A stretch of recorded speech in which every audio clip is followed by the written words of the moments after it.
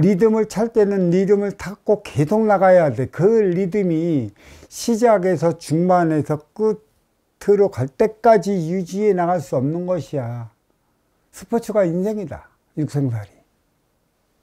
그러니까 잘 나갈 때는 뒤도 돌아보지 않고 앞으로만 나가야 돼. 잘 나갈 때 그래. 꼭 다음에도 또 잘 나갈 때가 있으니까 실수하면 에이 너한테 그러한 그 잘 나갈 때의 기운이 언제까지 주어질 것 같아. 그러니까 인간은 그런 망각, 착각 속에 살아가. 항상 하는 소리가 있어. 리듬 타고 나갈 때 나가거라. 삶은 장단에 곡조가 있는 것이다. 올라갈 때 올라가면 계속 올라가는 그 자체가 무엇인지 몰라 자가당착에 빠져버린단 말이야.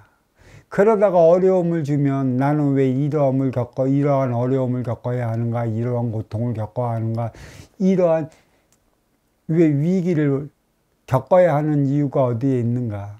너무나 위로 오르려고만 하고 너무나 앞으로 나가려만 하니까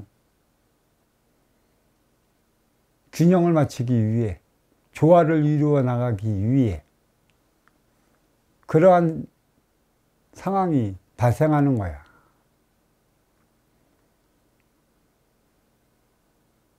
어떠한 발전을 이룰래? 왜 만년 과장해서 머물러 나는 퇴직을 했느냐는 이거야. 다 그래. 발전 없으면 그 만년과장에 머물러 퇴직해.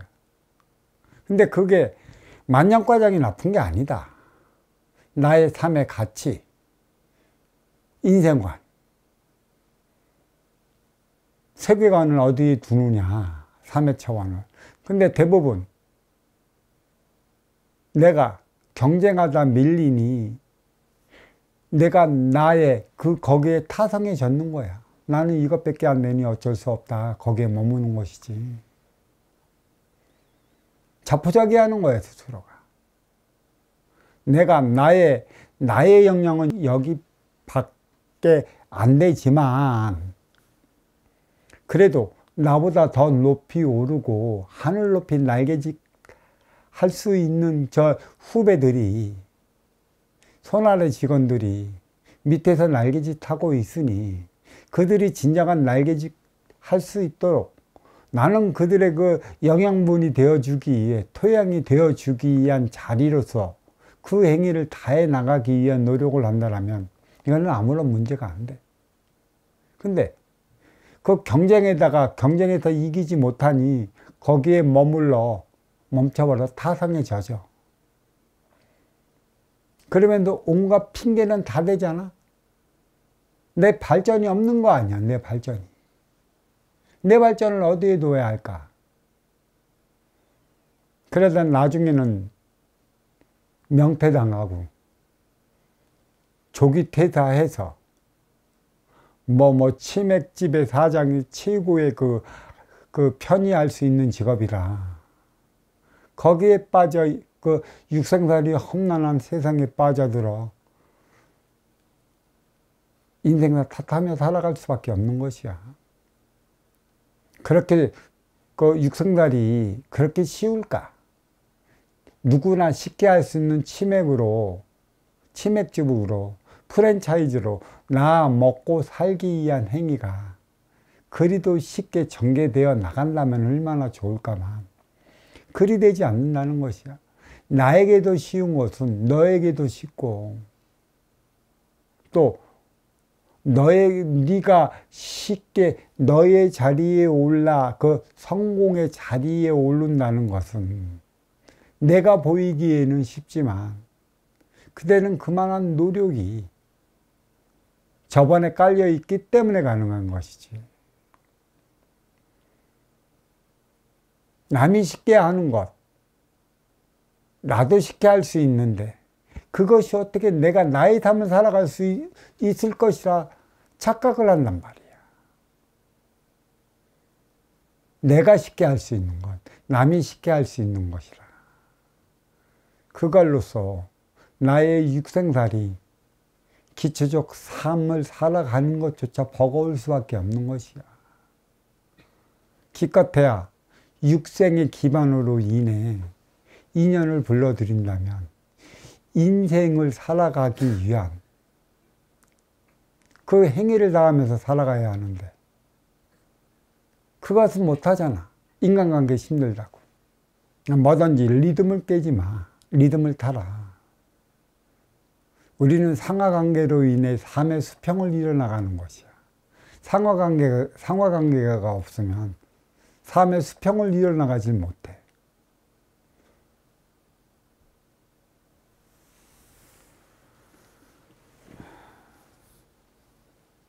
이로운 자로 있을 때 그 행위, 그것을 다 해나가야 하는 것이지. 내가 배우는 자의 입장으로 있을 때와 배우는 자의 입장이지만 그 소속에 갇혀 나에게 주어진 소임이 있고 소명이 있다라면 그것을 위한 융통성은 발휘해야 하는 것이야. 그 융통성이 뭔지 모른다. 결국은 나는 사회에서 그러한 융통성 없는 고지식한 그러한 삶을 살아왔기 때문에 내가 인간관계를 제대로 하지 못해 어려워지고 힘들어지고 금요한 그 꼴에서 더 커나가지 못했다라는 것을 알 수 있는 것이지. 사행이 만들어내는 것이 선행이에요. 이 사행은 치우쳤다라는 것이지. 내가 가는 길에 있어서 왼쪽이나 오른쪽으로서 치우치지 않고 빠지지 않고 살아가야 하는데 항상 내가 가고자 하는 길에 있어서는 왼쪽이나 오른쪽으로 빠져 들어가게끔 만들어 나가는 그러한 유혹은 있기 마련이지. 근데 유혹에 다 빠져. 유혹에 빠졌기 때문에 내가 나의 길을 가지 못해 어려워지고 힘들어지고 고통스러워지는 것입니다. 사행. 왜 사행일까?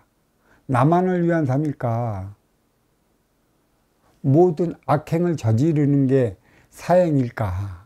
그러면 악행은 무엇인가? 왜 악이라고 단정 지어지는 것일까? 그 악의 근원은 어디에서 나오는 것일까? 그러면 착하다는 선의 근원. 착하다는 선의 근원은 무엇일까? 사실 착하다는 선의 근원은 다른 데 없어요. 복종입니다. 위선에 상층에서 착하다는 개념을 가지고 아쉬워 찾아오는 그 밑에 있는 그러한 활동의 주체를 이끌어 나갈 수는 없는 법이에요. 선행의 차원은 무엇이라 얘기했습니까? 선행의 차원은 다른 거 없어요. 복종의 차원이고 복종할 때만이 너의 육생의 차원을 주어지는 것이라. 그래서 인간관계의 선행의 차원은 가진 자 앞에 없는 자가 그 너의 없음을 충족시키기 위해서는 복종하며 따라가야 하는 수밖에 없다는 게 선의 개념입니다. 이 선의 개념이 어디에 있어요? 인간사, 보이는 것은 보이지 않는 것에 의해 움직인다. 천은 지를 나와 이 지기의 모든 만물은 천의 운용의 방침에 따라 운행되어 나가고 있는 것이죠. 천기의 원소 인기는 보이지 않는 무국의 차원이야. 지기의 대포 인육은 보이는 태국의 차원이라. 그러니까 이 보이는 만물, 이 물질과 빈물질은 조화와 균형을 이루어 나가기 위해 태극의 차원으로 이루어져 나가고 있어요. 인기는 천기요, 인육은 지기라. 천기에 의해 지기가 움직이는 것은 인기를 통해 인육이 움직이는 것이에요.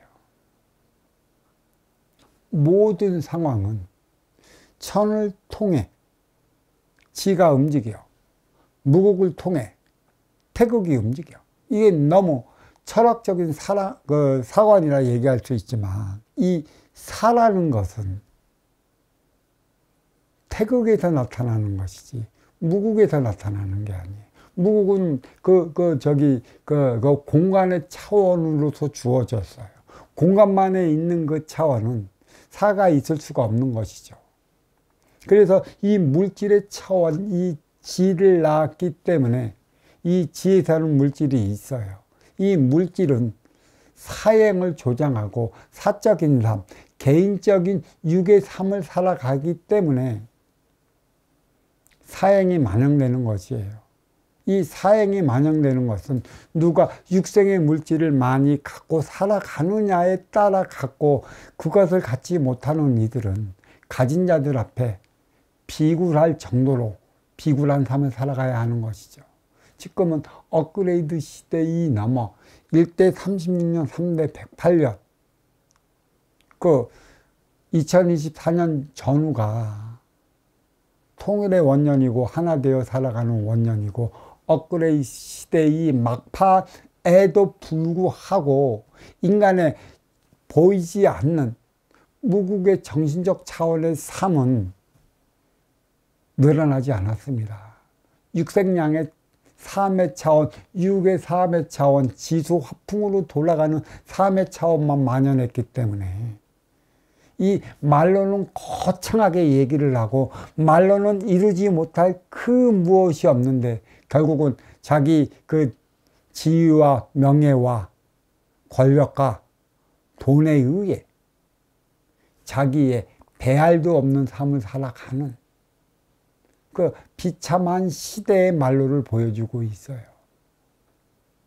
사를 통해 정이 있는 것이라. 그래서 이 천에서 지를 낳고, 이 천의 기운이 지의 육을 잇고 인간으로 살아가면서부터 사행이 시작한 것이죠. 육생양을 위한 삶을 살아가기 때문에. 그래서 이 사행이, 이 물질이, 육생량이 적은 이들은 육생량을 구하기 위해, 육생량을 얻기 위해, 육생량을 충전시키기 위해 가지고 누리고 있는 자들 앞에서 비굴해질 수밖에 없는 것이라. 그래서 착하다는 선의 개념, 굴욕적인 개념, 쉽게 얘기해 빌고 살아가는 그 개념이 자리한 것이죠. 보이는 것은 이승이요, 보이지 않는 것은 저승이라. 저승은 무국이고 이승은 태극이라. 그 태극은 물질의 그 세계고, 이 물질이 있을 때만의 육을 건너로 말미암아 나의 부귀와 영화가 있는 것이에요. 그래서 거기서부터 비롯된 게 무엇이에요? 무조건 보이지 않는 세계는 신이라. 신의 말에 의해 무조건 우리는 믿고 따르는 삶을 살아갈 수밖에 없다. 착한 삶을 살아가라. 그 개념이 자리한 것이죠. 그러니까 가진 자의 개념이랑 갖지 못한 자의 개념은 바로 여기에 있어요. 비물질 차원. 그것이 무엇일까요? 그것은 보이지 않는 균형을 이뤄나가는 건데, 태극으로 말미암아 상하의 관계가 이루어졌어요. 가지지 못한 자는 가진 자 앞에 굴욕적인 삶을 살아가야 한다는 것이죠. 시키면 시키는 대로 모든 것을 하고 살아간다면 유권자를 위한 육생의 그 물질은 생길 것이라. 그게 착하다는 선의 개념이에요. 선을 제가 뭐라고 그랬죠? 선을 뭐라고 그랬어요? 선을 뭐라고 그랬어요? 선을 복종이라고 그랬어요. 복종의 개념이고 심의 논리의 개념이란 말이야. 그래, 사행이 만들어낸 게 복종의 개념 선이야. 그러니까 선의 개념으로 우리는 이 컴퓨터가 보편화될 때까지, 업그레이드 시대까지 복종하며 살아온 심의 논리의 시대를 살아왔어요. 이제 복종의 개념을 하니까 이 선이 조화와 균형, 착할선이 조화와 균형을 이루어 나가는 것쯤으로 생각했다가 이게 아니다 싶으니까 바르다는 정의 개념, 조화와 균형을 이루어 나가는 개념을 찾기 시작을 했었어. 그래서 우리는 무조건 정의 개념을 찾기 위해 노력했어요. 지금도 유튜브에서는 정의 개념을 찾기 위한 그 법문이 수두룩하게 쏟아져 나와요. 과연 바르다는 정의 개념인 그건 누구를 위한 것인가를 한번 보세요. 먼저 주고 후에 받는 선순함, 그 대안을 찾지 못하면 바르다는 정의 개념도 사실 돌이켜보면 가진 자, 있는 자, 누리는 자들을 위한 것에 있다. 말로만 착하다는 선을 넘어 바르다는 정의 개념이 주어졌지만 이 정의 개념도 뭐예요?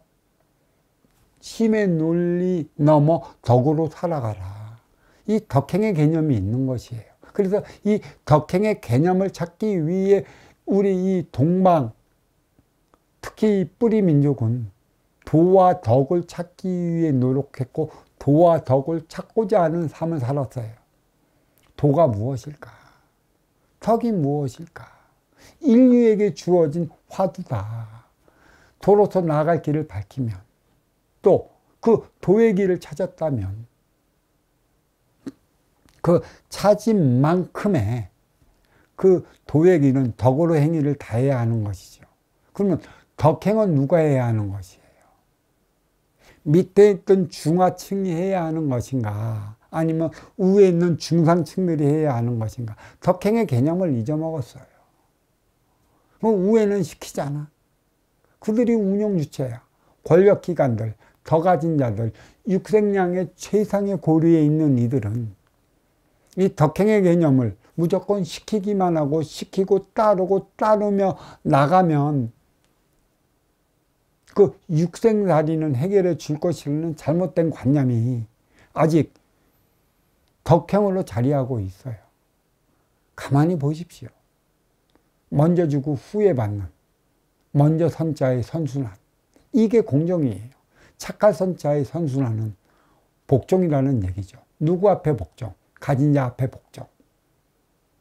하지만 먼저 선자의 선순환은 복종이 아니에요. 조화와 균형을 이루어 날개짓하는 것이죠. 머리는 싱크탱크, 하드디스크라 얘기할 수 있다면 그 왼손과 오른손은 여야 자유 진영으로서의 함께 날개짓 할 때 올라가는 것이죠. 날개짓을 하게끔 만드는 게 싱크탱크, 하드디스크라 얘기할 수 있는 것이죠. 그게 머리의 개념인 것이에요. 머리의 개념은 최상층에 있는 것이고 먼저 주고 후에 받는 선순환을 일으켜야 하는 것인데 덕으로 살아라, 덕행을 해라 하면 없는 이들이 있는 이들 앞에 그냥 잘 보이기 위한 행위를 해대는 것. 그리고 중하층들이 그 하층을 살아가는 이들에게 그냥 뭐를 모아? 개미들이 그 육생량을 모아 도와주듯이 그 행위만 다하려고 하는 것이고 그런 개미들이 모아주는 것을 위 상층에는 그들에게 육생량을 주는 게 전부인 줄 알아요. 결국은 부귀와 양화, 돈, 명예, 권력, 그것은 위 상층에 다 갖고 있기 때문에 결코 선순환을 이루지 못해요. 그들이 선순환을 이루어야지 누가 선순환을 이루어요. 그러니까 선순환의 개념, 먼저 주고 후에 받는 선순환의 개념하고 착할 선자는 이거는 복종의 개념하고는 다르다. 왜 그 가지고 누리고 있는 자들 앞에서 선하고 착하게 살아가려고 바둥거리는지 모르겠어요. 이게 종교적인 차원,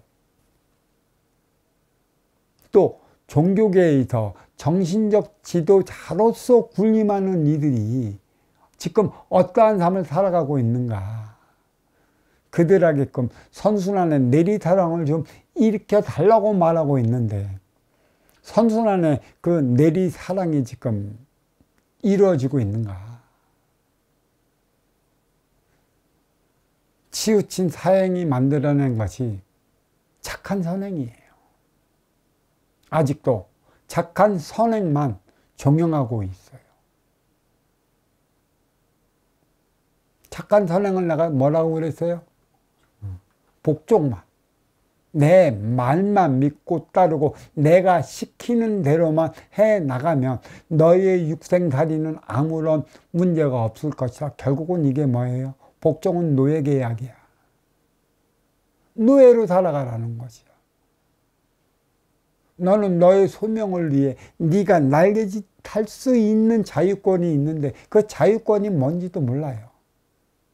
눈 가리고 코 막고 이 듣지 못한 이 귀마저 막아버리면 어떻게 알아요? 물고기들이야. 이 물이 모든 보호막이기 때문에 물 속에서 얼마나만큼의 자기 유형, 그 헤엄을 치고 살아갈 수 있는데, 그 육생의 육지에서 살아가는 이런 동물들이 물 속에서 살아갈 적에는 최소한 자기 살기 위해 이 콧구멍 바깥으로 내놔요. 눈, 대자연의 이치, 세상의 이치를 알기 위해 눈 밖으로 내놔요. 이 귀, 소리를 듣기 위해 귀는 물 밖으로 내놓고 최소한 살아가고 있다는 얘기죠. 지금 육생을 살아온 만큼의 우리네 삶은 코 막고 눈 막고 귀 막아 버리니 진정한 자유가 무엇인지 모르고 있어요. 뭐 남북한을 얘기하는 것도 있지만 이 자유진영이라 얘기하는 이 남쪽에서도 육생양 이를 통해 갖고 귀 막아버리고 눈 막아버리고 코 막아버리니 무엇을 알고 있어요? 기껏해야 내 육을 건사할 수 있는 육생양만을 주니 그 육생이 전부인 줄 알고 이 맵고 달고 짜고 기타 등등의 오감의 맛만, 육의 오감의 맛만 살려줄 뿐이지 육감을 죽여버리고 있는 이상은 행복은 먹는 것에서부터 비롯된다.